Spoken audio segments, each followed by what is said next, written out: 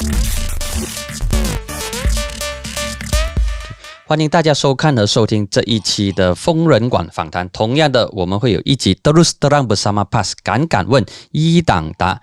Selamat datang kedua-dua YB dan tajuk hari ini adalah hak wanita dan kesamarataan gender dalam konteks PAS.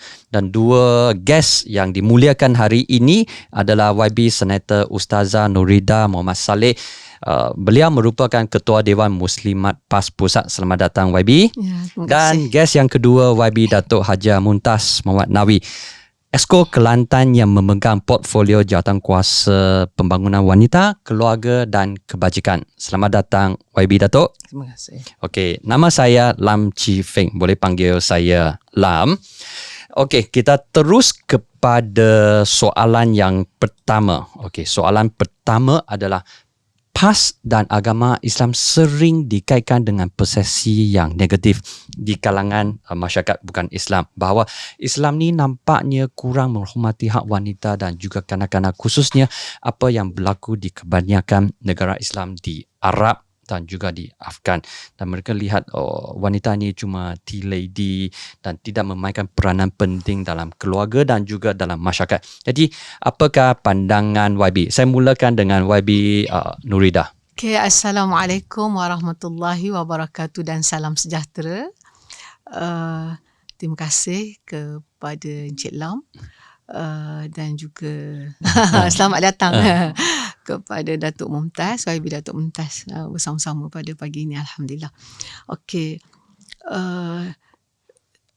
apa yang disebut itu memanglah sebagai seorang Muslim, memang kita, kalau tanya saya direct, memanglah tak setuju itu, tapi itulah selalu naratif yang dikaitkan dengan Islam, bahawa ada seolah macam berat sebelah kepada kaum wanita dan kanak-kanak.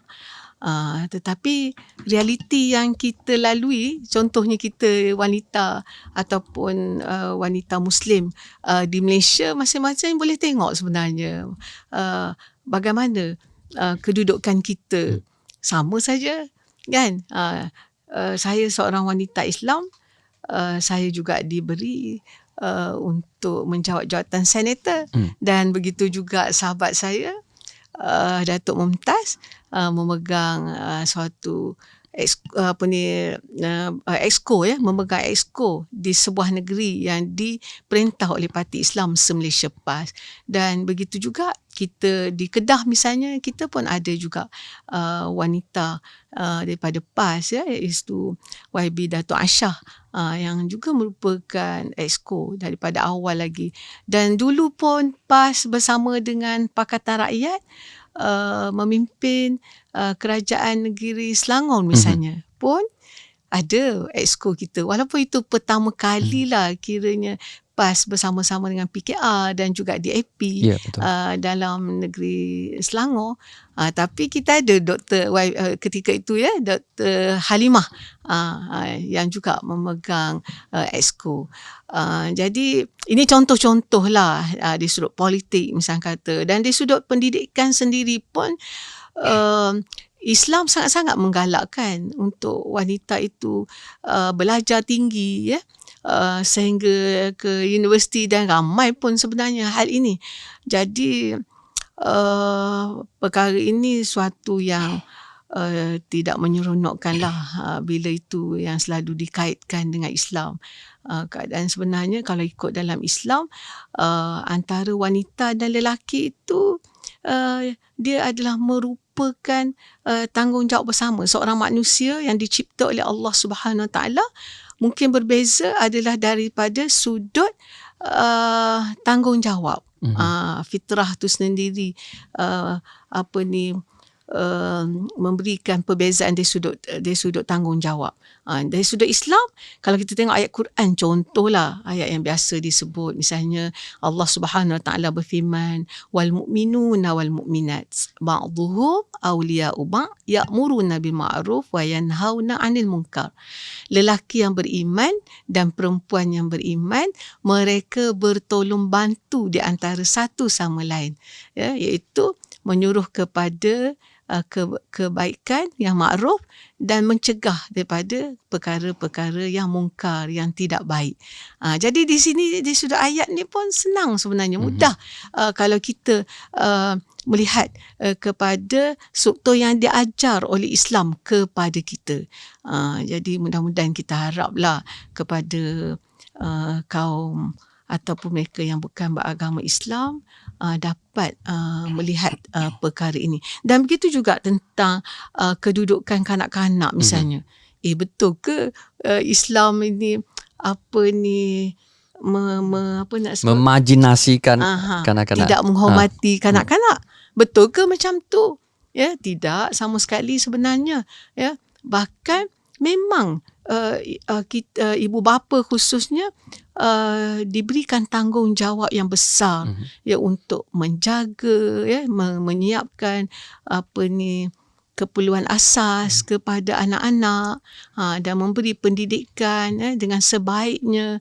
Itu semua adalah menjadi tanggungjawab. Memang Islam tidak membenarkan sama sekali kezaliman berlaku sama ada terhadap wanita atau juga terhadap kanak-kanak. Bahkan kalau kita lihat kedudukan seorang wanita ataupun ibu misalnya, apabila ditanya kepada baginda Rasulullah sallallahu alaihi wasallam, siapakah yang perlu saya berbuat baik? Saya perlu buat baik pada siapa? Ada sahabatlah yang bertanya kepada Rasulullah sallallahu alaihi wasallam. Lalu baginda menyatakan ummuka, emak kamu. Emak kamu, sampai 3 kali disebut emak kamu, barulah bapa kamu. Ini sebenarnya. Okey, alik pada Datuk. Okey, Datuk memegang portfolio Exco di Kelantan yang menjaga wanita dan juga keluarga. Jadi, apakah status di Kelantan di mana hak dan juga situasi wanita di negeri Kelantan? Jadi, Datuk pegang portfolio wanita di Kelantan. Apakah status sekarang? Okay, Assalamualaikum warahmatullahi wabarakatuh. Selamat sejahtera. Terima kasih kepada FRG. Terima kasih. Dan yang dikasihi YB Hajah Senator Noridah yang merupakan Ketua Muslimat PAS Pusat dan kepada semua rakan-rakan pendengar. Ya. Alhamdulillah. Saya bersyukur kepada Allah Ta'ala kan kali ini kali pertama saya rasa saya dijemput oleh sebuah stesen radio ataupun stesen yang melibatkan wartawan Cina secara direct dalam bahasa Mandarin. Jadi sebelum saya jawab tentang apa status wanita Kelantan, pertama saya nak rujuk balik persoalan tadi yang berkaitan juga dengan saya. Di mana yang kita nak compare ni apple to apple, orange to orange. Ya, 1500 tahun yang lepas ketika Muhammad SAW itu dibangkitkan, orang pertama yang Nabi Muhammad dakwahkan ialah isteri baginda Khadijah radhiyallahu anha. Artinya Islam sangat memartabatkan wanita. Dia bukan dapat Islam terus dakwah sahabat dia Abu Bakar ataupun Ali, tapi dia pergi cari isterinya dahulu. Dia fahamkan isterinya faham, keluarga dengan faham, barulah dia jumpa dengan kawan-kawan. Itu satu cara memartabatkan Islam. Maknanya dari segi akidah, suami itu memastikan bahawa isterinya dulu faham agenda yang dibawa olehnya. Dan dalam Quran, kalaulah misalnya ada peluang, rakan-rakan daripada kaum Cina ada peluang untuk baca Quran dalam bahasa Mandarin, you can tengok Quran itu satu buku yang bukan hanya buku lelaki, tapi juga buku wanita. Di sana wanita yang bernama Hawa, ya isteri kepada Nabi Adam, Khadijah, Asiyah, Balqis, Hajar, Safura, Maryam, Khawlah, Fatimah. Ini antara figure-figure wanita Qurani, wanita yang disebut cerita dan kisahnya dalam Quran. Dan nama ini disebut, cerita ini disebut, kisah ini dinukilkan menggambarkan peranan wanita itu bukan hanya dalam bidang yang kita anggap sebagai ibadah, tetapi juga dalam bidang siasah, dalam bidang ekonomi, dalam bidang perang, dalam bidang kebajikan, dalam bidang sosial. Di mana wanita ini mainkan peranan sebagai ibu, isteri, raja perempuan, queen. Balqis adalah queen. Dia raja perempuan yang boleh melantik raja lain, ya, satu yang memerintah sebuah negara.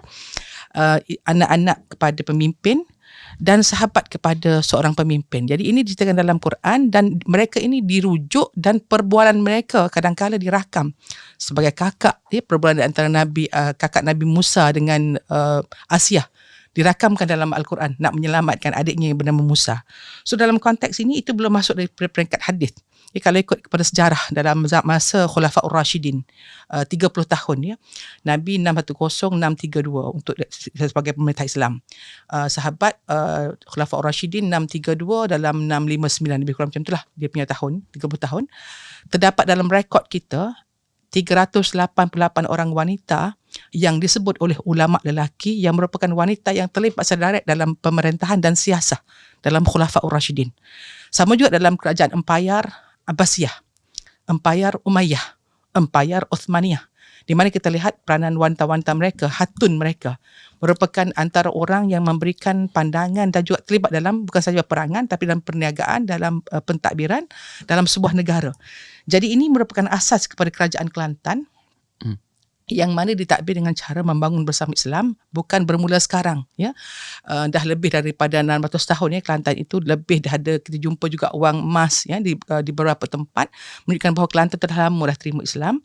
Dan di Kelantan ini negerinya bukan hanya diperintah oleh lelaki sebagai raja, tapi di Kelantan kita ada raja perempuan, iaitu Cik Siti Wan Kembang. Lambang di jata kerajaan negeri berbentuk kijang. Itu merupakan kijang peliharaan Cik Siti Wan Kembang. Itu dijadikan satu label kerajaan negeri, ya, kijang itu. Dan kijang itu lambang kepada kemakmuran Kelantan, dan kalau ikut rekod, Kelantan berada dalam keadaan yang sangat makmur di bawah pemerintahan Cik Siti Wan Kembang. Maknanya dia Itu jadi raja tahun berapa? dalam 1600 1700 macam itulah. Kemudian dia ada anak atau anak angkatnya nama Puteri Sakdong. Tapi sejarah ini jarang Dipaparkan. diketahui oleh ramai. Jadi di Kelantan, sebab itu kita lihat kenapa orang Kelantan kalau you pergi pasar ramai perempuan, because 1800 tahun, mana tahun 1700 1800 perempuan dah berada di medan. Mereka menjadi pegawai, mereka menjadi orang berperang, mereka menjadi penasihat raja. Ada beberapa ulama wanita yang menjadi penasihat kepada raja lelaki. Dan kalau ikut rekod dalam saya pergi ke Scotland, ya, dalam satu universiti di Edinburgh, ditunjukkan bahawa dalam satu rekod itu 1909 Mak Saleh dah dapati bahawa di Kelantan perempuan dah berada di pasar. Tetapi mereka bukan hanya berniaga, tapi mereka menutup aurat. Maknanya pada ketika itu di zaman Mak Saleh pun belum dapat kebebasan untuk keluar rumah. Tapi di Kelantan wanitanya dah berniaga. Saya boleh proof, ini ada buku lah, ada buku. Dan kita lihat berada di pasar, mereka berniaga, dan kalau ikut undang-undang Kelantan, kalau dalam undang-undang syariah dan undang civil pun, kita ada apa yang dipanggil sebagai harta sepencarian. Maknanya joint property assets. Kerana di Kelantan, isteri dan suami boleh sama-sama mencari rezeki. Dan kedua-dua pihak saling menghormati. In case of divorce, in case of death, mereka perlu separatekan dulu sebelum buat pesaka antara hak suami dan hak isteri. Itu adalah menjadi asas kepada dalam kes Botok against Jaafar, di bawah satu kes yang diputuskan di bawah Undang-Undang Malaysia dalam harta sepencarian, diputuskan oleh Tun Saleh Abbas, bahawa harta sepencarian merupakan sumber hukum yang sah kerana itu merupakan amalan yang diamalkan di Kelantan. Kalau isteri tak bekerja sekalipun, mereka tetap diberikan 1/3 daripada hak pendapatan suami kerana dia menyumbang untuk penjagaan di rumah. Jadi ini menjadi asas kepada di Kelantan macam mana kita mentadbir wanita. Di Kelantan kita ada Dasar Wanita Kelantan. Kita buat Dasar Wanita Kelantan ini seawal 1999 dan siap tahun 2000 dia ada pelan tindakan. Setelah hampir 20 tahun kita ada buat semakan Dasar Wanita, dah pun siap. Kita mempunyai lebih kurang dalam 13 atau 14 kluster dan kita ada Gagasan Wanita Kelantan. Dan Kelantan ini kita pentadbirannya kita ada banyak level, ya. Di peringkat Exco-nya, di peringkat MPWP, Majlis Perundingan Wanita Negeri. Di sana ada Majlis Perundingan Wanita setiap parlimen. Dan kami telah pun bersidang lebih daripada 8 tahun. Dan kita ada di sana yang dipanggil sebagai PPAD, Penyelaras Pembangunan Armalah ataupun ibu tunggal untuk 45 DUN, 45 orang wanita yang menjaga anak yatim dan ibu tunggal. Dan di sana kita ada PTMW, Penghulu Tanpa Mukim Wanita. Di semua DUN di Kelantan dan juga di parlimen termasuk orang bukan Islam. Kita ada penghulu khas untuk bukan Islam, wanita. Termasuk juga untuk orang asli. Dan di sana kita juga ada ahli majlis wanita. Dan Kelantan antara negeri yang pertama menghantar calon untuk bertanding di peringkat DUN. Tahun 1959, PAS menghantar seorang calon namanya Khadijah Siddiq di Parlimen Dungun. Pada ketika itu PAS dah bertanding. Parlimen Dungun Terengganu. Tetapi setelah menang 1959, keadaan politik nampaknya agak mendesak. Ya. Masa tu dia punya keadaan ada pemuda tahan lasak dan sebagainya. Kita lantik senator Sharifah Salmah. Tapi mendapat keadaan tu tak membenarkan, di hold sekejap. Tak bagi wanita bertanding sehingga nampak okey. Bila nampak keadaan tu okey, Tok Guru kembalikan dan pada tahun 2004 PAS mula menghantar wanita bertanding di Dewan Undangan Negeri. Dan alhamdulillah sampai hari ini calon-calon PAS yang bertanding di Kelantan itu diterima baik dan mendapat antara majlis tertinggi di Kelantan. Puan Rohani, YB Zailah bertanding di Parlimen, saya bertanding di DUN, saya juga dalam senator sebelum ini, dan saya suka nak maklumkan di sini, kalau ikut rekod Kelantan dah ada 10 orang senator yang telah pun dilantik oleh kerajaan negeri, dan saya suka nak maklumkan bahawa daripada 10 ini 5 wanita dilantik di bawah umur 40 tahun. 5 wanita dilantik selepas umur 40 tahun. Ada yang 42, ada yang 45. Tetapi ada yang dilantik umur seawal 34, 36 menjadi ahli Senator. parlimen, menjadi senator. Jadi kalau nak kata kalau Kelantan tidak mengetepikan wanita, keberadaan wanita di negeri Kelantan sangat obvious. Dan saya dapat maklumat terkini daripada Majlis Agama Islam Kelantan. Kelantan kutipan zakat tahun lepas 210 juta. Dimaklumkan kepada kita bahawa 80% of the zakat payer in Kelantan is women. Then how about the male? Mana lelaki pergi? Jadi bukan, wanita sangat menguasai bidang ekonomi. Jadi kalau Yang di pasar Khadijah tu ramai perempuan. 210 Agaknya juta. kalau ditanya Encik Lam, kenapa orang tak nampak Iyalah. 210 juta artinya kalau kita ambil 80%, 168 juta. Maksudnya political message ini tidak sampai pada masyarakat Yeah. Kenapa? Ataupun itu memang persepsi yang sudah masuk akal, susah nak kikis persepsi yang negatif itu. Yalah, Apa sebenarnya? macam kita tengok macam ni lah. Kalau kita pergi US, if you talk about Malaysia, siapa kenal Malaysia? Saya pergi US, dia tak boleh bayang kita Malaysia macam mana. Saya akan cakap Malaysia is near Singapore. Baru dia, saya kena cakap, okay, kat Malaysia negara kita pun naik kereta macam tu juga. Dia jadi seolah-olah macam kita rasa macam, dah kenal Malaysia. Tetapi kalau kita pergi ke US, kita akan jumpa orang yang tak pernah dengar Malaysia tu apa. Sebab pandangan mereka pada kita sangat kecil. Dia sama juga dengan orang bukan Islam, pandang wanita Islam ni tak ada harga. Sedangkan dalam Quran sebut, dalam hadis sebut, orang pertama didakwah pun, dan wanita orang yang pertama mati dalam Islam, berjuang untuk Islam, Sumayyah, juga seorang perempuan. Dalam zaman Nabi boleh berperang, boleh masuk pasar. Jadi kenapa ini tak di-highlightkan, tiba-tiba di-highlightkan wanita macam terkebelakang? Macam tea lady saja. Actually dunia macam ni lah. Persepsi dia melihat kepada Islam tu, mungkin ada Islamofobia. Jadi bagaimana YB dan juga Datuk menilai hak wanita dan tahap kesamarataan gender di Malaysia? Adakah situasi ini memuaskan ataupun kita jauh ketinggalan? Okey, dari sudut ini kita kena bezakan kesamarataan tu tadi dengan keadilan, keadilan dalam Islam tu sendirilah. Memang Islam mengutamakan dan sebenarnya mewajibkan keadilan kepada semua pihak. Cuma untuk di Malaysia ini, di Malaysia khususnya kita bercakap di negara kita,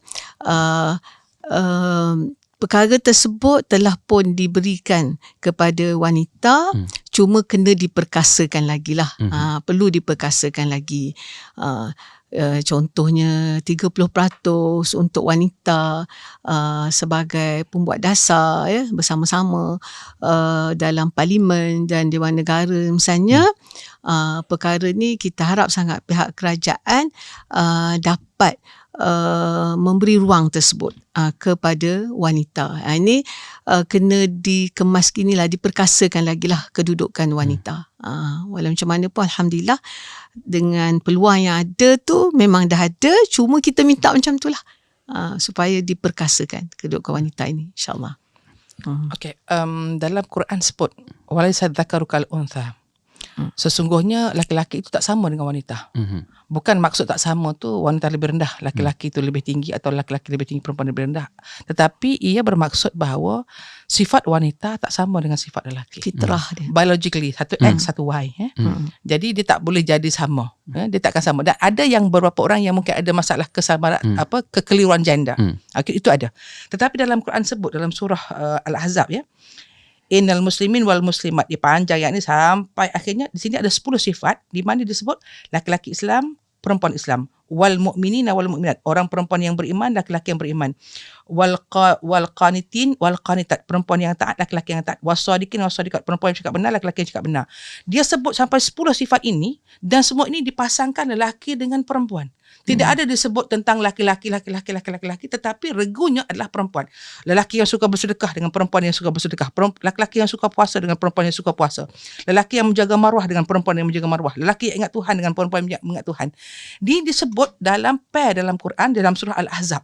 Jadi kita nampak kat sini sebenarnya kita kena tengok daripada sudut sumber. If nak tengok buku, nak tengok cerita, dia kena tengok yang asal, original text. Dalam hal ini juga disebut dalam satu surah lain juga pula yang dibaca oleh YB Kak Nuri tadi, wal mu'min wal mu'minat ba'duhum awliya'u ba'd. Lelaki dan lelaki yang beriman, perempuan dan perempuan beriman, setengahnya menjadi pemimpin bagi setengah yang lain. Bukan menjadi pengikut. Pemimpin bagi setengah yang lain. Dalam hal perempuan lebih mahir, perempuan boleh lead. Dalam hal yang laki-laki lebih mahir, laki-laki boleh lead. Tapi ada benda yang sama-sama mahir, both of you can lead. Cuma dalam khutbah tak boleh lah. Okay? Dalam khutbah tak boleh, dalam imam tak boleh, kerana di sana ada ketikanya wanita datang haid, period. So tak boleh. Tapi dalam hal-hal yang tak melibatkan perkara seperti itu, we can lead. Tapi realitinya di Malaysia tak kira apa-apa kaum dan juga agama, patriarki iaitu dominasi lelaki ini memang berlaku, tapi di Islam nampaknya lebih menonjol. Adakah persepsi itu betul ke ataupun tak betul? Saya nampak benda ni bukan berlaku di Islam. Dia berlaku seluruh dunia. Yang berlaku kat women sleep dekat overseas pun, dia baru berlaku. Mereka hanya mengenal breakdown of marriage tu baru tahun 1969. Maksudnya sebelum ini, perempuan di barat itu jauh lebih ketinggalan berbanding dengan perempuan Islam. Sekarang saja mereka nampak ke depan. Baru dapat mengundi. Perempuan dah jadi orang Islam, dah boleh jadi queen pun. Lebih lama. Lebih dulu daripada Queen Elizabeth pun.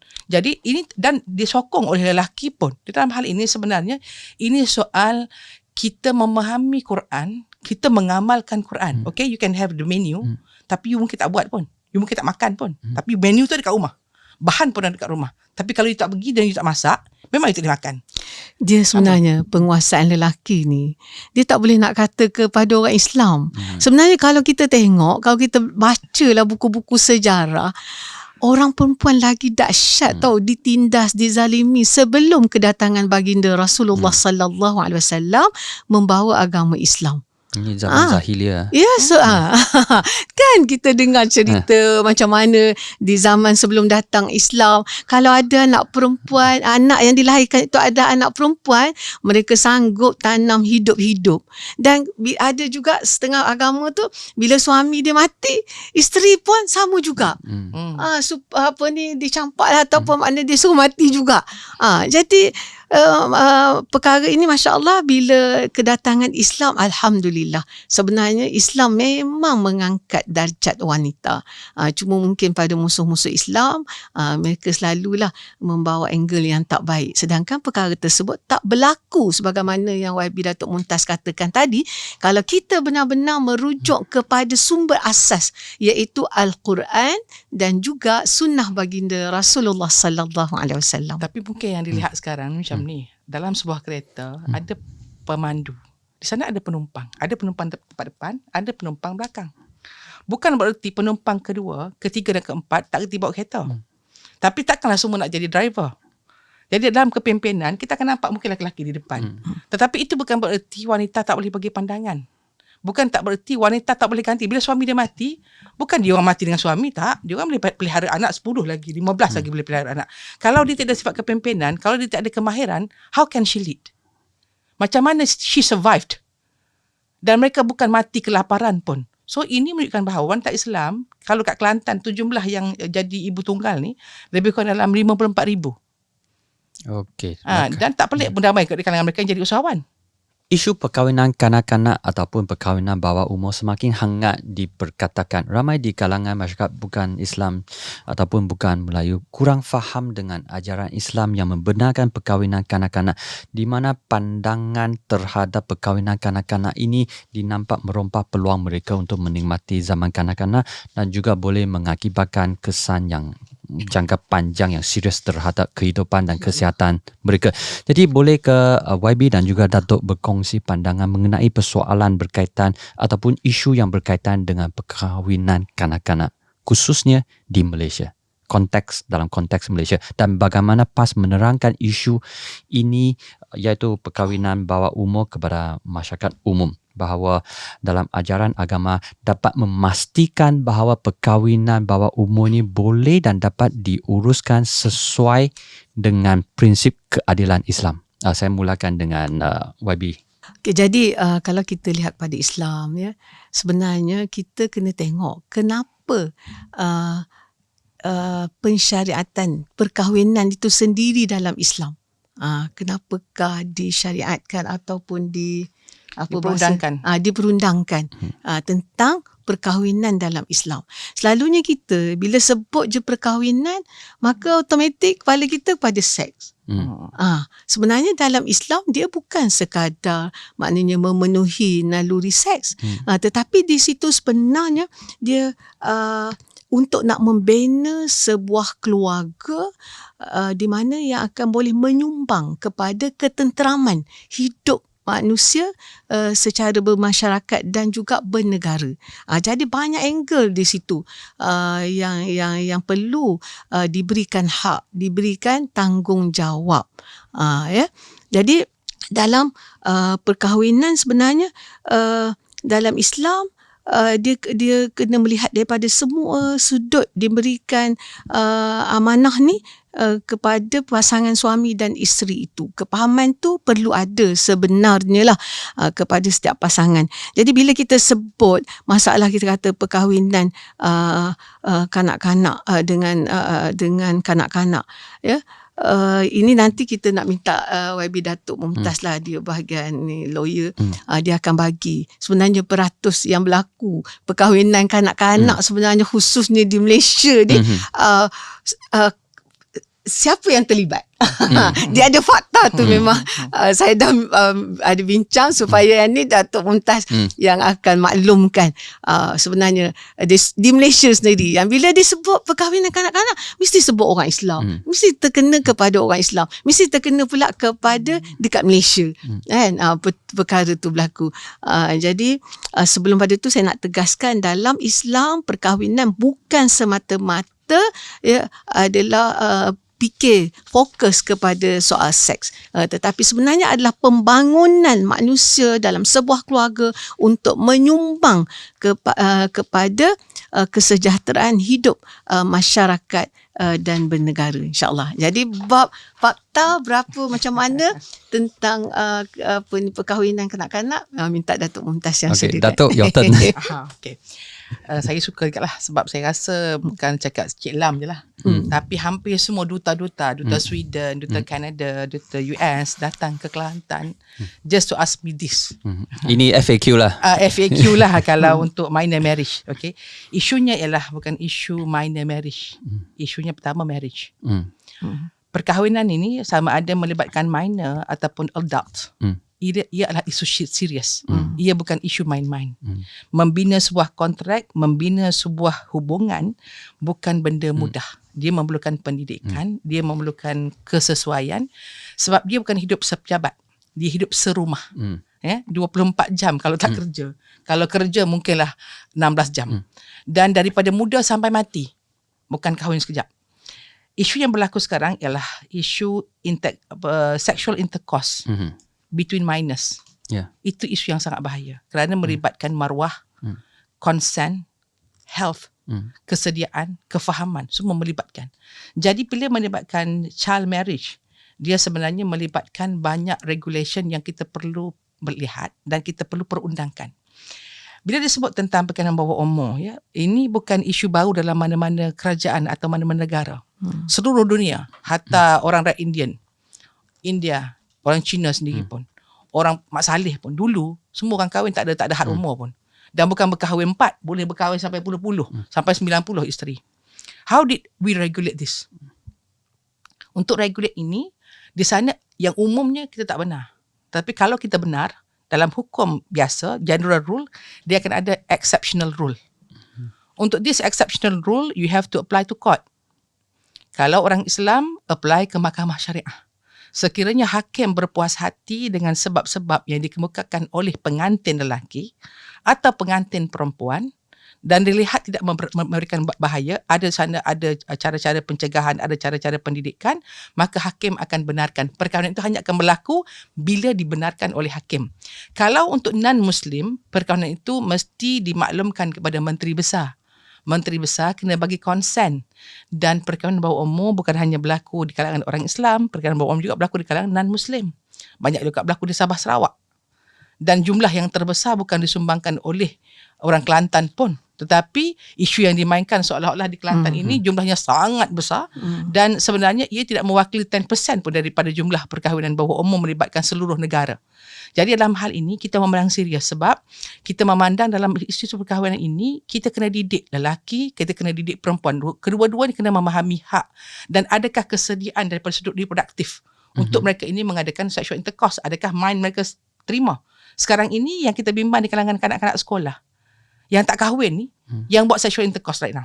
Yeah. Berapa ramai? Ini masalah sosial Ini yang masalah sosial yang sana kerana medsos. Media sosial sekarang kita buka iklan pendidikan dia keluar gambar-gambar yang lucah, porno. Dan Jadi, dia melibatkan semua kaum, semua semua kaum. agama Dan sebenarnya. dari segi maruah, kita kalau bila berkahwin, bila mereka berhubungan, possibility untuk hamil tinggi. Ini akan melibatkan harta. Ini melibatkan maruah. Ini melibatkan jati diri. Bila once you dah hilang secara illegitimate, dia jadi hilang maruah. So bagaimana you nak upgrade semua perkara ni? Jadi ini pendidikan ini saya nampak dia kena dimulakan lebih awal dan kena lebih menyeluruh. Dan bila dah berlaku, diberi kebenaran. Apakah protection, apakah pendidikan, apakah education yang kita kena berikan kepada pasangan muda. Sebab kadang-kadang pasangan sama-sama muda. Ada di sana pasangan yang seorang muda, seorang tua. Bagaimana yang begitu? Bagaimana kita nak maintain perkahwinan jangan jadi perkahwinan yang mudah bercerai. Tetapi di sana ada juga orang tua yang berkahwin bercerai pun. Ada juga yang muda kahwin tak cerai-cerai pun. Jadi apakah formula ataupun resolusi yang dibawa oleh PAS untuk menangani isu ini yang dikira membimbangkan ataupun merungsingkan masyarakat? Tapi sexual intercourse among minors lebih membimbangkan. Saya ada data di sini ya.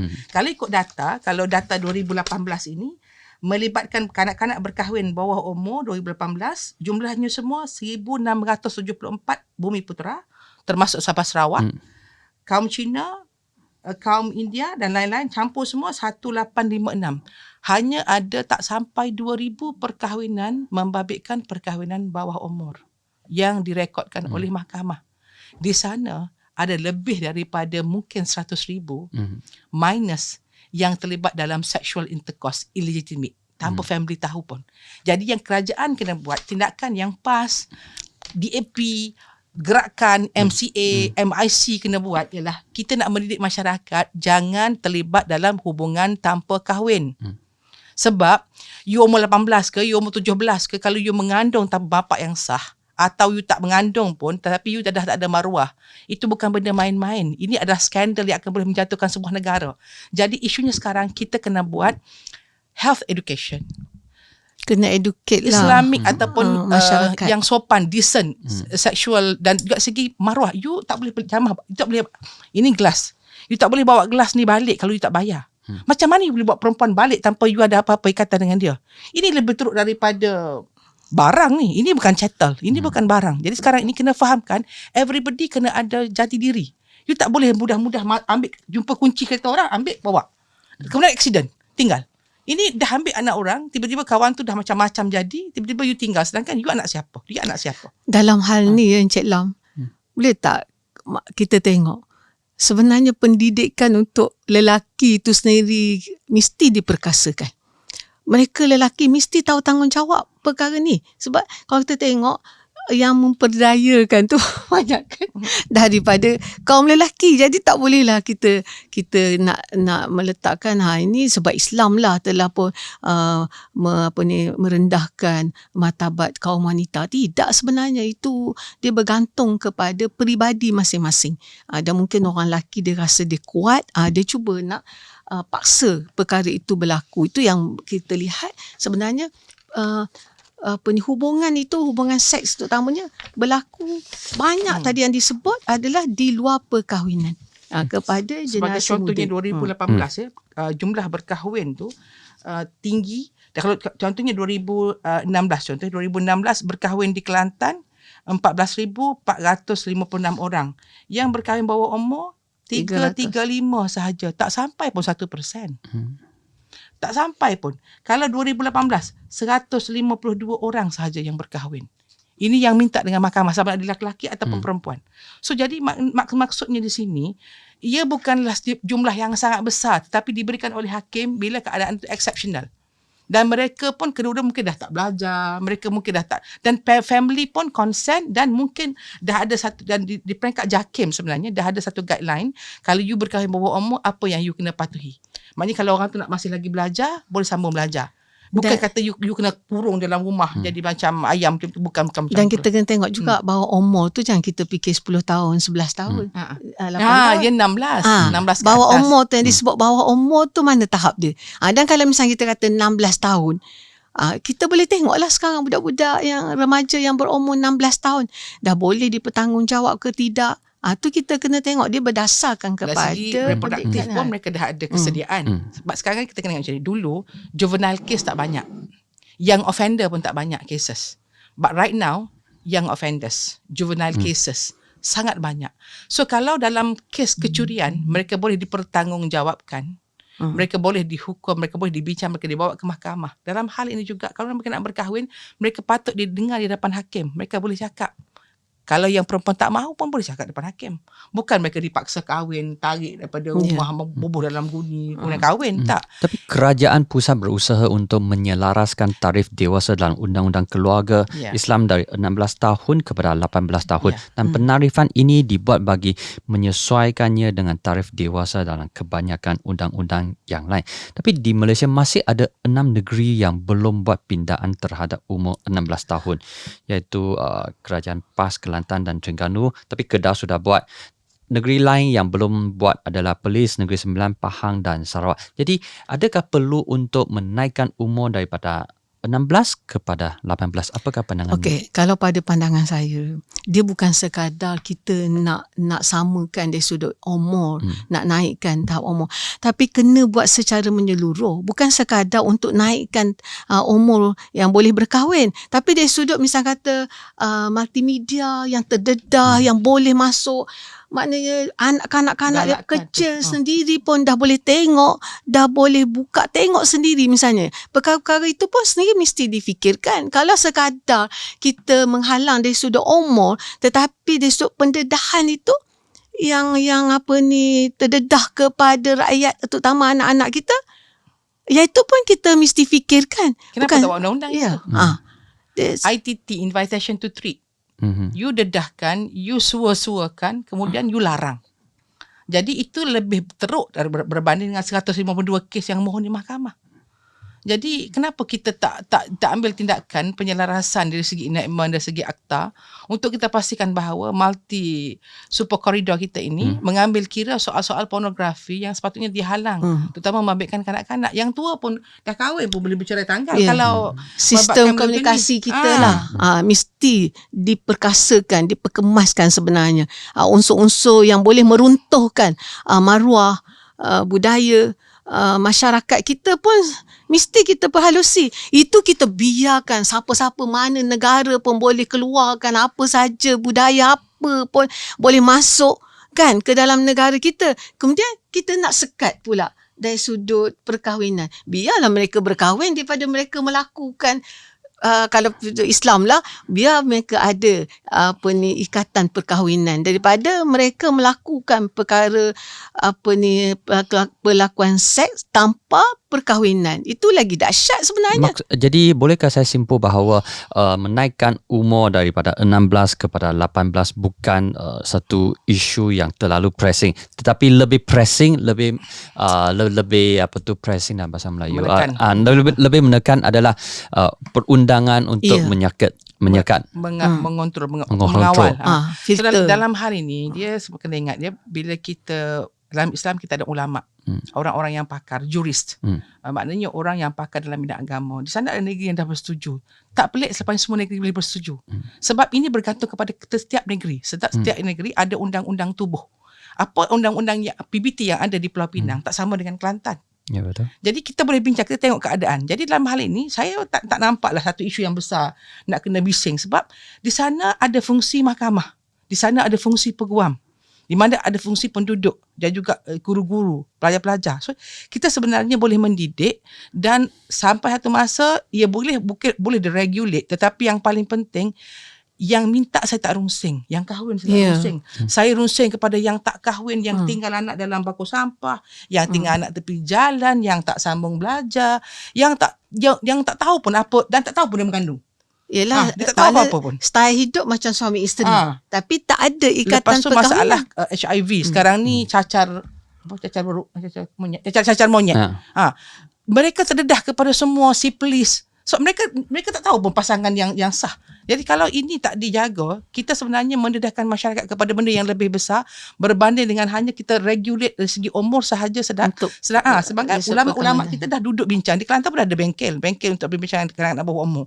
So kita boleh bincang dan kita boleh runding, tetapi yang pentingnya regulation untuk general exception mesti kena ada. Sebab sana ada general, di sana ada exception. Untuk exception ni kes yang macam mana? Dan kenapa? Dan bagaimana cara penjagaan? Macam sekarang budak-budak yang genius. You tak boleh letak budak genius dengan budak normal. You tak letak budak berbakat dengan budak tak berbakat. Sebab budak berbakat tu dia melebihi umur dia.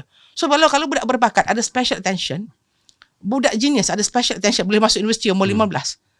Kenapa bila dalam hal ini kita tak boleh nak bagi? Sebab physically tak sama orang. Tapi balik pada pengawalan untuk dari sudut perundangan untuk mungkin lebih ketat untuk mengawal multimedia ke internet ke. Tapi ini mungkin akan mencetus satu pendapatan yang lain bahawa kebebasan untuk informasi. Jadi apakah cara yang paling sesuai? Sebab kalau setiap masalah berlaku kita menuduh jaring kepada menuduh pada ini masalah internet. Bukankah self control itu penting? Betul, tapi self control itu penting. Self regulation itu penting. Ya, dia ada kesopanan dan kesusilaan. Saya tahu Cik Lam baik, tapi kalau saya kurung Cik Lam bersama dengan 5 pelacur seminggu, apa saya expect? Cik Lam jangan tengok. Seminggu. Kalau 1 hari 1 jam mungkin tak apa. Jadi walaupun saya tahu Cik Lam baik, tapi tak payah nak uji orang sampai tahap tu. Jadi kita sekarang, kita tahu anak kita baik, tetapi kalau diuji, diletakkan KFC tiap-tiap hari depan mata dia, tapi jangan makan. Jangan bagi dia makan. Letak KFC, jangan makan. Tapi dedahkan kepada dia. Itu kezaliman. Jadi sekarang ini kita kena ajar, dalam Islam kita ada apa dipanggil sebagai pro perkahwinan. Ada pencegahan untuk perzinaan. Dia bukan hanya melarang perzinaan, tetapi dia menggalakkan perkahwinan. Jadi kita tak boleh larang je, kita kena ada larang dan kita benar. Tapi benar dengan cara yang macam mana? Tak boleh makan, kalau kami Muslim tak boleh makan babi, tak boleh makan yang tak disembelih. Tetapi yang boleh makan banyak lagi. Bukan semua tak boleh makan. Dia kalau selain dan bukan semua boleh makan. Maknanya kalau ikut Islam, mudahnya kena back to balik semula kepada Islam daripada semua sudut. Dia bukan sekadar tu saja. Maknanya dari sudut pendidikan, bagaimana tanggungjawab ibu bapa kepada anak-anak. Sekarang ni kalau misalnya kata kita ni sibuk untuk mencari hidup, makan minum saja, bekerja, maksudnya orang suami dan isteri pun macam tu untuk nak survive hidup. Kadang kita memang selalu tertinggal pada anak-anak kita. Anak-anak kita terdedah dengan apa? Jadi hal-hal ini pun semuanya sebenarnya memberi sumbangan kepada perkara-perkara yang tidak baik untuk berlaku dalam masyarakat kita. Jadi kita tak boleh nak kata salah masalah perkahwin bawah umur saja. Tapi dia punya orang kata apa nak sebut, dia punya faktor-faktor yang menyumbangkan kepada perkara yang tidak elok tu terlalu banyak sebenarnya yang kita Adakah perlu. Faktor utama adalah nafsu? Nafsu tak, mungkin satu lagi lifestyle, trend. Sekarang ni kalau nak jadi orang yang hebat, you kena jadi popular. Nak jadi orang yang hebat, you kena jadi kaya. Nak jadi orang bahagia, you kena jadi kaya. Sebenarnya orang bahagia bukan orang kaya pun. Tetapi dalam TV mesti rumah besar, rumah ada kolam renang, kereta kena hebat, pergi overseas, then you dilihat kaya. Tetapi lifestyle orang tu dia lifestyle, menyumbang jadi dia bukan pergi kepada livelihood, dia pergi kepada lifestyle. Mereka mengejar lifestyle bukan mengejar livelihood. Di dalam hal ini kita kena tengok mak bapak kita miskin ke, mak bapak kita tak pandai ke, mereka lah yang melahirkan kita. So back balik kepada mak bapak. Bukan soal mak bapak you kena jadi selebriti, baru you jaga baik-baik. Bukan depan orang, belakang orang pun you kena baik-baik. So dalam keadaan sekarang ini kesedaran tu penting. Kesedaran, komitmen, kesetiaan. Sebab kita nak keluarga ini, pasangan yang berkahwin ini adalah kerajaan kecil. Ini adalah teamwork pertama, partner.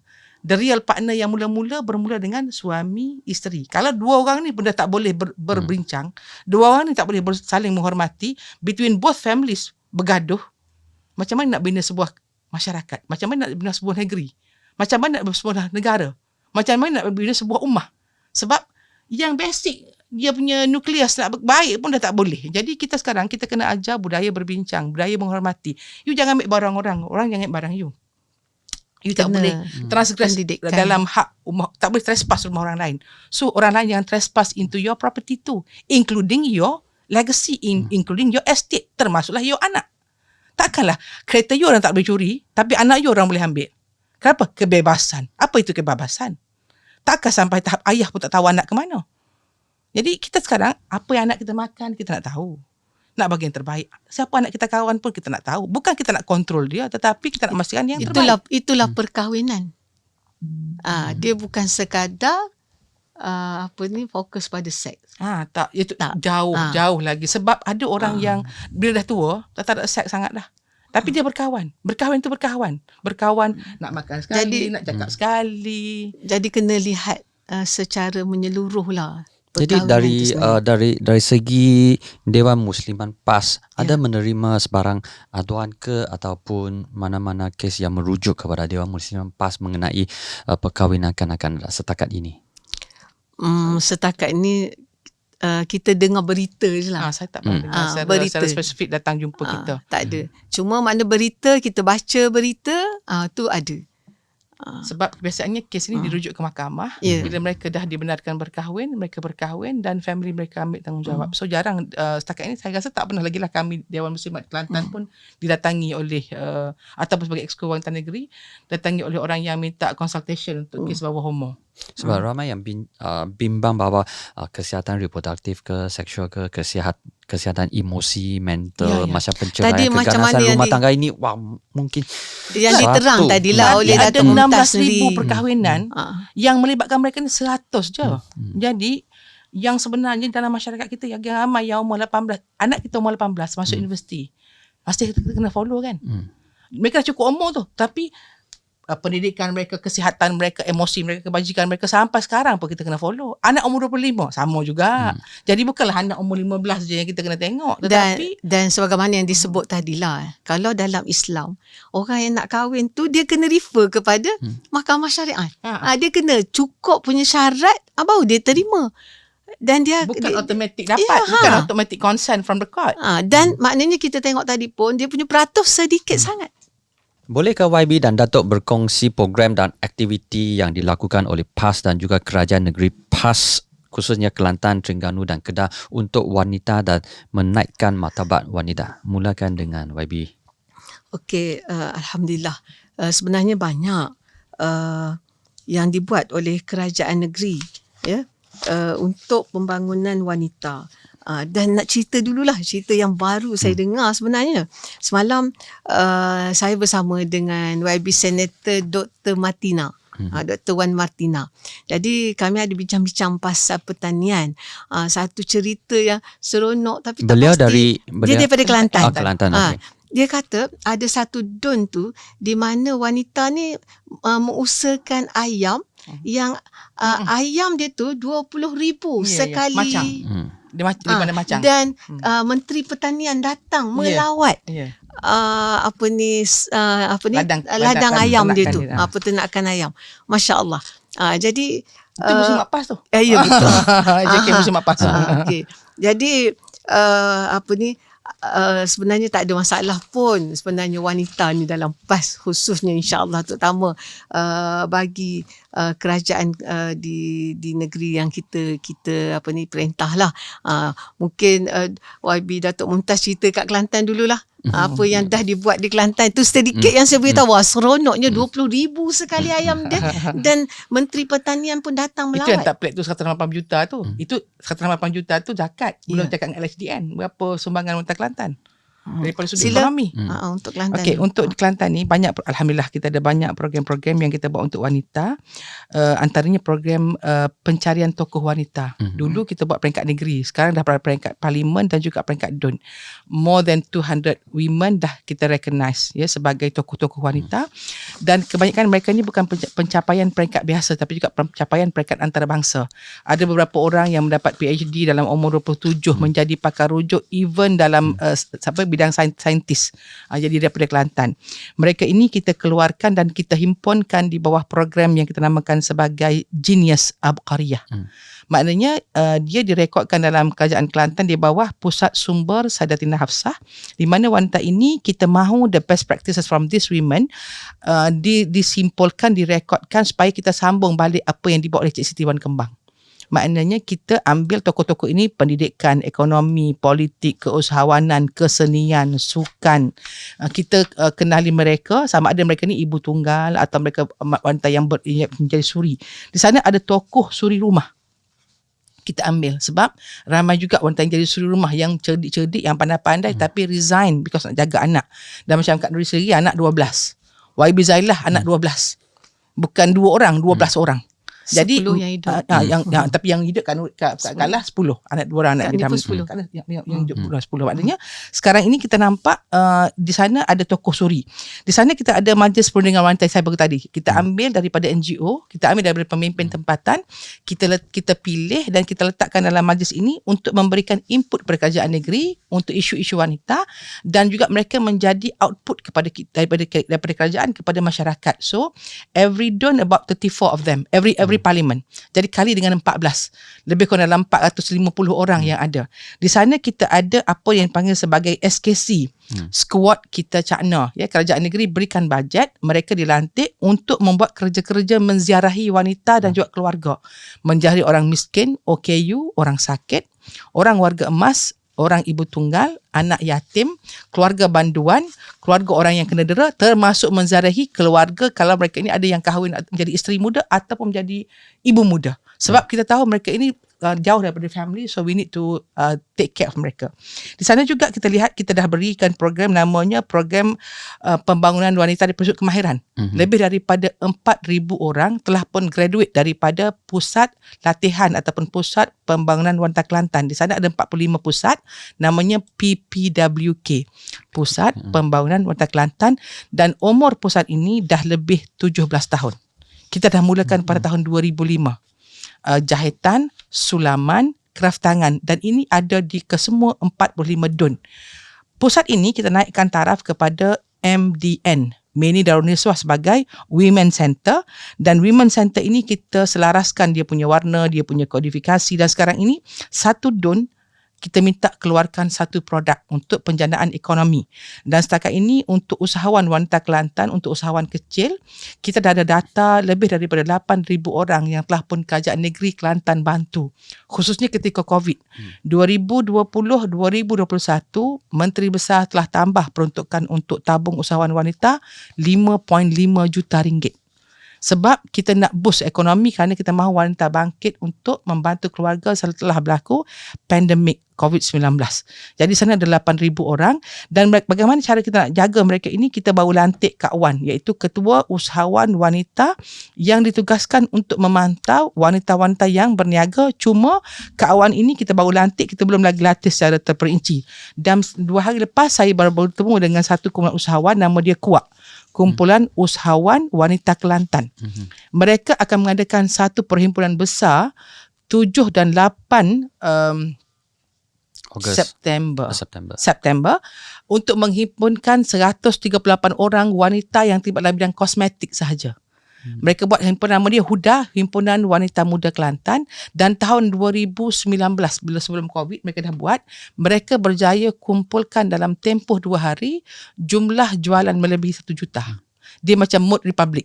Tapi dia buat nama dia HUDA, dia kumpulkan wanita dari bidang kosmetik saja. Selepas ini mereka Berapa akan banyak tu brand? tak tahulah macam-macam brand. Dan saya dimaklumkan kepada saya untuk yang terlibat kosmetik ada 16 orang wanita Kelantan yang umur kurang daripada 20 yang jadi jutawan. Perniagaan kosmetik di Kelantan. Umur kurang daripada 20, 16 orang jutawan. Masya Allah. Jadi masa saya jumpa 40 orang tu hampir semua jutawan. Ini belum masuk F&B, ini belum masuk fashion, ini hanya kosmetik sahaja. Ini founder kosmetik. Dan saya masa tu cakap mereka, Masya Allah, kita ni baru nak cakap pasal jutawan, mereka dah jadi jutawan. Dan kalau pergi bayar zakat tu kadang-kadang sekali bayar zakat 350,000, mereka pergi bayar LHDN, mereka ada proper audit, mereka ada proper management dan account. Dia bukan main-main, dan mereka ni yang boleh beli Lamborghini semua-semua lah. Dan di sana kita ada buat program Cak Nasuri, di mana dalam tahun 2020-2021 Cak Nasuri dah kita care kepada suri rumah. Hampir 12,000 orang penerima telah menerima sumbangan pekerjaan negeri, dan di sana ada program Cakna Hawa untuk pekerja wanita B40, di mana untuk 2020-2021 jumlah yang terima lebih daripada 6,000 orang. Kita ada banyak infra kebajikan untuk wanita. Kita ada PPWK, kita ada MDN, kita ada PLOA, Pusat Latihan OKU Wanita Ibu Tunggal. Kita ada khas untuk OKU dan Ibu Tunggal ni, kita ada khas untuk pusat latihan mereka. Kita ada juga perkara yang kita panggil sebagai Taska Keluarga Mawadah untuk bagi penjagaan kanak-kanak, dan ada Mawadah Center, pusat untuk aktiviti keluarga, dan pelbagai program-program ini termasuklah program dia panggil SKA dengan SMA, skim untuk manfaat armalah kalau dia ni jadi ibu tunggal, tiba-tiba dia meninggal dunia. Ini dia akan dapat bantu pekerjaan negeri one off. Ataupun dia ni suami dia kerja gaji bawah 1,400, 1,500, suami meninggal. Kalau dia berada pada kerajaan negeri, kita akan bayar kepada dia untuk bantuan mengikut bilangan anak mereka. Ini dapat one off. Di samping Jadi polisi ini semua dah berjalan dah lebih daripada 10 tahun. Semua kepada semua, tak kira agama. Tak kira agama. Maksudnya semua kau boleh terima. Sebab macam contoh sekarang macam di Kelantan, kalau kahwin kita bagi RM1,000. Orang Cina pun kalau nak kahwin RM1,000, dengan syarat beritahu 1 month before perkahwinan. Jangan beritahu lepas perkahwinan. Orang asli juga menerima Orang asli faedah. juga sama. Orang asli pun sama, sebab kita ada penghulu orang asli, kita ada penghulu orang SOP Cina. je lah. Ikut SOP je. You isi borang, you maklum awal, boleh. Sebab di sana ada dasar wanita Kelantan. Dalam dasar wanita Kelantan kita tak segregate, tak marginalize. You minority ke, you majority ke, you sama. Ya, kemudian kita ada dasar gagasan wanita solehah. Kita ada pelbagai lagi dasar, lebih kurang dalam 8 dasar yang kita ada. Dan di sana ada kita buat kelas-kelas pendidikan. Nama dia kuliah bulanan wanita, kuliah fiqh wanita, kuliah tafsir wanita, kuliah hadis wanita, yang kita buat di peringkat DUN secara semuka dan juga online. You can follow our speech, our education ni melalui online atau secara semuka. Jadi ini juga melibatkan orang-orang bukan Islam. Kalau mereka nak hadir, mereka boleh hadir. Dan kalau ada consultation dalam contohnya macam sekarang kita baru kajian baru arahkan tubuhkan Majlis Wanita Negara. Melibatkan juga orang bukan Islam. Jadi kami di negeri pun kita akan libatkan wanita bukan Islam dalam pembinaan polisi-polisi yang berkaitan dengan bukan Islam, supaya kita nampak angle mereka. Sebab kadang-kadang kita tak tahu apa yang mereka sensitif, apa yang mereka tak sensitif. Jadi dalam hal ini kita pergi kepada infra, kita pergi pada skim, kita pergi pada education, kita pergi pada kemahiran. Kita pergi kepada lantikan-lantikan politik. Kita bagi fair and equal opportunity cuma kepada mereka lah untuk ambil. Sebagai contoh, Datuk Ng Yang Yang adalah seorang wanita daripada Kelantan. Ya, betul. Yang diberi beasiswa oleh kerajaan negeri untuk menyambung pelajaran. Jadi menteri MCA. Kami tak marah pun. Tapi dia adalah penerima beasiswa kerajaan negeri Kelantan seawal tahun 60-an. Bukan cakap soal kita ada kebebasan setelah 2020. Tetapi 1960 kita dah tolong even orang bukan Islam, orang Cina, sehingga jadi menteri. Tak ada masalah apa pun. Jadi kita tidak pernah pandang you anak negeri ni, you bangsa apa. Kalau you perform, yes you perform. Dan kalau you nak meniaga, you meniaga. Tapi jaga kesopanan kesusilaan. Jaga pandai menghormati, tak biadab. Sebab kita nak hidup dalam masyarakat yang harmoni. Itulah keluarga Malaysia yang kita nak. Okey, untuk Terengganu untuk Terengganu ni tadi Exco Kelantan okey. Sejak ni bermula daripada 2021 sejumlah RM800,000 Malaysia kepada Urustia Wanita Negeri Terengganu untuk membiayai program pembangunan wanita unggul, program Saidatina Aisyah dan Untukmu Wanita. Kemudian 1.4 juta ringgit Malaysia sokongan sosial dan prasarana. Baitul Ummi iaitu Pusat Jagaan Harian Warga Emas Wanita, Terengganu Autism Care dan Terapi Center. Raudatul Jannah iaitu melindungi wanita dan kanak-kanak yang mengalami keganasan domestik. Pembukaan 3 buah taska di premis Jabatan Seluruh Negeri Terengganu. Ini kerajaan PAS yang setahun jagung lah di bumi Terengganu. Kemudian 3 juta ringgit Malaysia untuk urus setia belia, sukan dan NGO Terengganu. Program untuk belia dan belia wanis. Program Jati Diri Generasi Sejahtera. Program pembangunan dan kesejahteraan belia dan belia wanis. Gaya hidup sihat. Kecergasan dan sukan rekreasi serta program peningkatan dan kemajuan NGO. Itu tahun 2021. Untuk 2022, mewujudkan kompleks wanita sejahtera. Perancangan meningkatkan taraf dan kualiti hidup suri rumah melalui program bengkel kemahiran suri dan program inspirasi suri sejahtera. Akan datang insya-Allah Dasar Wanita Terengganu dan Pemerkasaan Wanita, program persidangan wanita inspirasi Terengganu, Karnival orang puang Terengganu, orang perempuan Terengganu. Okey. Sokongan kepada golongan ibu dan isteri. Bantuan tunai one off bernilai RM150 Malaysia kepada 6,000 isteri ketua isi rumah kasih dan ibu tunggal berpendapatan di bawah RM2,500. Okey, ini Terengganu yang sempatlah saya ni catat ya. Kemudian untuk Kedah insya-Allah, program Kasih Ibu Darul Aman KIDA membantu kaum ibu mengurus dan menampung perbelanjaan barangan asas setiap bulan. Rawatan kesihatan sekeluarga di klinik swasta terpilih. Masya-Allah, untung kan? Okey. KIDA merupakan kerjasama kerajaan negeri dengan persekutuan melalui pihak berkuasa pelaksanaan Koridor Utara NCIA. Kemudian penubuhan skuad wajah. Skuad wajah ni dia meliputi seluruh negara lah kan. Ni di bawah Kementerian Pembangunan Wanita lah. Okey, iaitu skuad wanita anti jenayah. Okey. Kemudian program ujian subsidi mamogram, ujian HPV DNA, kaunseling, ujian pap smear serta pakej saringan kesihatan secara percuma serta kaunseling secara percuma. Tabung khas wanita Kedah. Kemudian program Jerawara wanita bangkit dengan kerjasama KPWKM beri 5,000 peluang pekerjaan dan keusahawan untuk memperkasakan ekonomi wanita. Boleh sebutlah dia punya cara tu. Lepas tu saya dapat ini senarai daripada YB. Okay, insyaAllah. Sebab macam Kelantan tu kita dah lama sikit lah. Kita dapat peruntukan lebih kurang dalam 8 juta.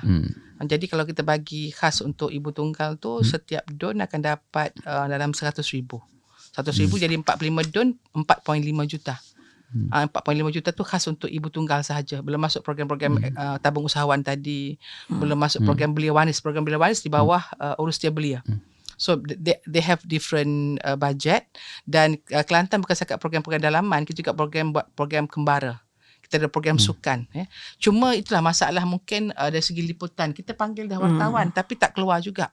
Kita dah keluarkan dalam FB, orang tak share juga. Mungkin tak menarik lah kot. Tak pick up story ni ya. Tak pick up. Kita harap FRG akan akan bertemu dengan wanita-wanita muda Kelantan yang sangat produktif. Kita ada ramai PhD holder before 30 yang kita boleh susun nama-nama mereka yang mendapat anugerah Albert Einstein dan sebagainya, yang merupakan wanita Kelantan yang sangat terkedepan. Tapi mereka jaranglah dirujuk sebagai wanita-wanita yang hebat. Jadi mereka ni sebenarnya adalah penyumbang besar kepada maruah negara. Okey, soalan kepada YB Norita. Kaum wanita dan kanak-kanak seri menjadi mangsa dalam kes keganasan rumah tangga dan kes seksual. Jadi apakah YB sebagai Ketua Dewan Muslimat PAS, apakah formula yang ditawarkan oleh PAS dalam menangani isu ni, khususnya keganasan rumah tangga dan juga kes seksual? Okey, Alhamdulillah untuk sesi yang baru masa selepas pemilihan pada tahun 2021 pemilihan jawatankuasa PAS. Jadi antara yang kita buat yang baru ialah kita telah pun PAS telah pun membentuk satu lajnah, lajnah pembangunan keluarga. Lajnah pembangunan keluarga yang ini dipengerusikan oleh seorang lelaki. Seorang lelaki pembangunan keluarga. Tapi bukan Dewan Muslimat perempuan lah. Untuk Dewan Muslimat perempuan lah. Untuk yang PAS Pusat punya iaitu Yang Berhormat Datuk Marzuk. Datuk Marzuk Timbalan Menteri Agama. Dia adalah merupakan pengusi kepada lajnah keluarga. Pembangunan keluarga. Pembangunan wanita. Pembangunan keluarga. Jadi ni di antara usaha lah terkini yang PAS cuba untuk membantu keluarga, dan alhamdulillah di peringkat Kementerian Agama juga yang alhamdulillah PAS yang urus mana menteri daripada PAS lah, kan. Antaranya misalnya kita terbaru juga ada dai community untuk wilayah persekutuan misalnya. Di sini pun dai ni ataupun cikgu ni, dia pergi di flat-flat di sana dan mengajar. Dai ni sebutan untuk cikgu. Ini pendakwah. Pendakwah ni. Yang jadi pendakwa bebas ke ataupun pendakwah di bawah Kementerian Agama lah. Kementerian Agama ni yang pergi kepada rumah-rumah flat terutamanya untuk keluarga di sana. Di situ ada pendekatan mengajar anak-anak, dan di peringkat pengajaran pada ibu bapa juga, kelas Quran ke kelas agama ke, sebab pada kita bila ada kefahaman agama itu sendiri, insya-Allah dia akan dapat membentuk keluarga yang sejahtera. Knowledge base.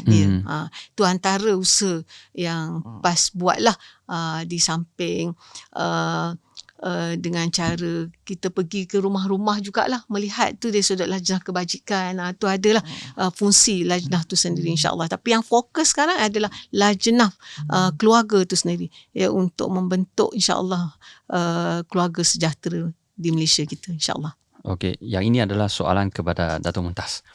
Isu bai'ah atau sumpah taat setia talak 3 terhadap isteri wakil rakyat PAS yang melompat parti. Jadi, saya kena sebut dalam bahasa Mandarin. OK， 候选人，一党的候选人以修期的效忠宣誓，效忠宣誓在这个伊斯兰文或者是在马来文就是 bai'ah， 以证明效忠一党。Jadi, adakah amalan ini menjadikan isteri ataupun menjadikan perkahwinan sebagai alat politik yang boleh dikorbankan untuk kepentingan politik? Dan Dato' pernah menyatakan sokongan terhadap amalan bai'ah ini. Apakah rasionalnya?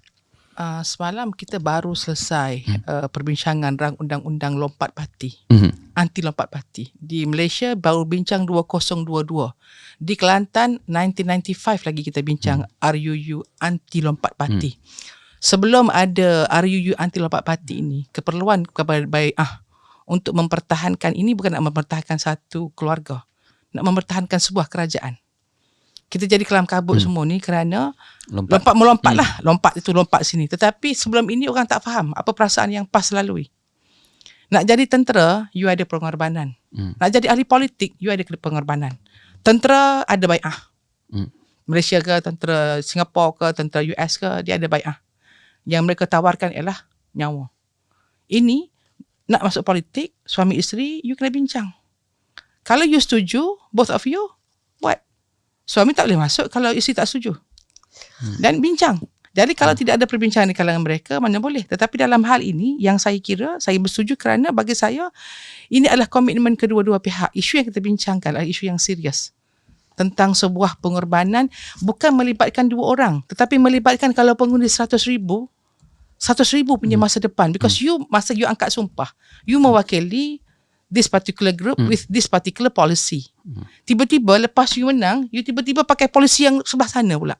Yang orang 100,000 orang yang sokong you tak sokong apa-apa yang you buat. Jadi ini soal kebertanggungjawaban. Jadi kalau tentera boleh berbai'ah, polis boleh berbai'ah, kita jadi pegawai kerajaan, kita ada OSA boleh berbai'ah.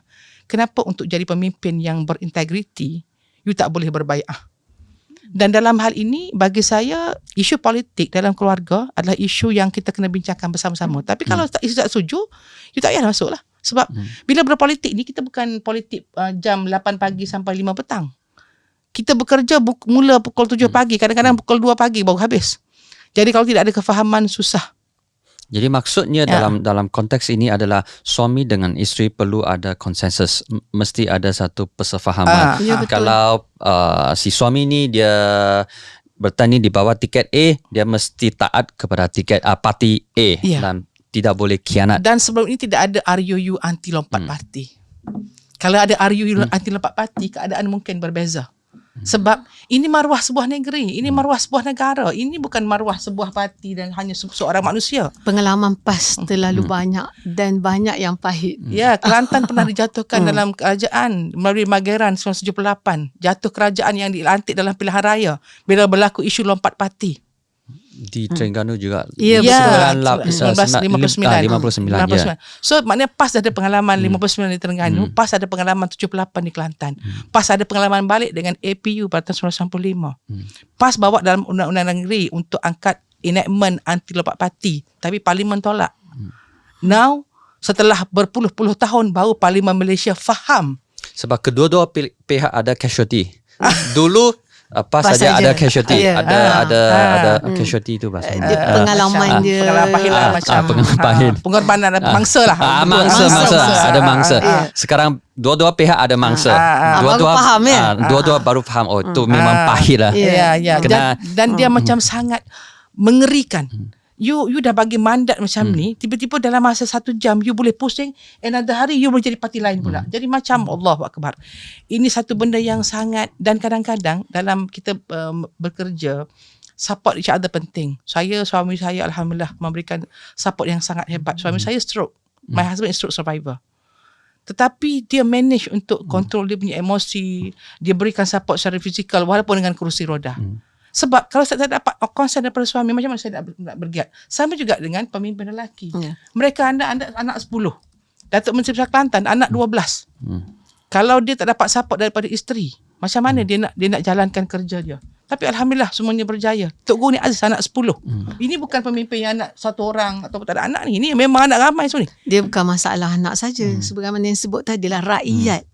Kan? Dan ini adalah betapa kita lihat alhamdulillah pengorbanan wanita lah. Pengorbanan wanita sebenarnya. Jadi kena tengok dari sudut positifnya ada. Jangan asyik nak bagi perkara tersebut tak elok. Semuanya nak kutuk habis-habisan. Tapi alhamdulillah itulah jasa wanita, masya-Allah, dapat mempertahankan sebuah negeri alhamdulillah dan dengan menjadi satu model. kerusi, 2 undi. Kalau tanpa benda seperti itu 2004, 2008 Kelantan bertahan dengan satu kerusi, 2 undi. Malaysia memerintah sekarang ini 5 kerusi lebih pun nak bersin pun tak boleh. Kelantan satu negeri pembangkang survive for 5 years. itu 2004. 2004-2008. Jadi kita kena ingat apa dia punya rasional di sebaliknya. Hari ini dah ada undang-undang anti lompat parti, saya dah lega lah. At least banding kalau siapa-siapa yang kita lantik pun dah tak ada sakit hati lah. Okey, soalan terakhir. Okey, mungkinkah PAS akan melantik lebih banyak calon wanita untuk PRU yang akan datang? Ini soalan InsyaAllah. khusus kepada YB. Ketua Muslimat. Ya, betul. Okey, insyaAllah. Atas kapasiti ini. Dan sebenarnya kalau kita tengok daripada setiap PRU memang meningkat. Memang meningkat setiap kali PRU. Berapa persen untuk last GE? Yang baru untuk PRU yang ke-14 kita ada 37 calon lah daripada wanita muslimat, parlimen dan juga DUN. Maksudnya PRU ke-15 mesti confirm guarantee lebih daripada 37. InsyaAllah. InsyaAllah. Okey, terima kasih banyak-banyak. Saya ucapkan kembali kepada YB Senator Ustazah Nurida dan juga YB Datuk Mumtaz. Terima kasih kedua-dua. Okey, dan sebelum saya akhiri dengan wawancara ini, saya juga ingin mengucapkan terima kasih kepada sponsor kami iaitu RMKD Studio di mana wawancara ini berampil tempat, dan soyacincau.com menyokong wawancara dengan equipment dan juga GMBB di mana RKMD Studio bertempat. Sekian, terima kasih banyak-banyak. Ya, Saya terima kasih, mengharapkan Pak Mali. semoga dengan wawancara ini akan menjelaskan lagi kekeliruan yang telah pun ditomahkan kepada PASAP. InsyaAllah kita boleh bersama dalam sebuah negara dan membina sebuah negara yang tercinta. InsyaAllah. InsyaAllah. Terima kasih. Terima kasih ya. Terima kasih. Terima kasih. 感谢大家收看和收听这一期的疯人馆特别的系列敢敢问一档答。那么还要感谢这一期的赞助商，就是 RKMD Studio、soyachinchao.com 还有 GMBB， 他们3个呢都鼎力支持。那么我们下个星期再见。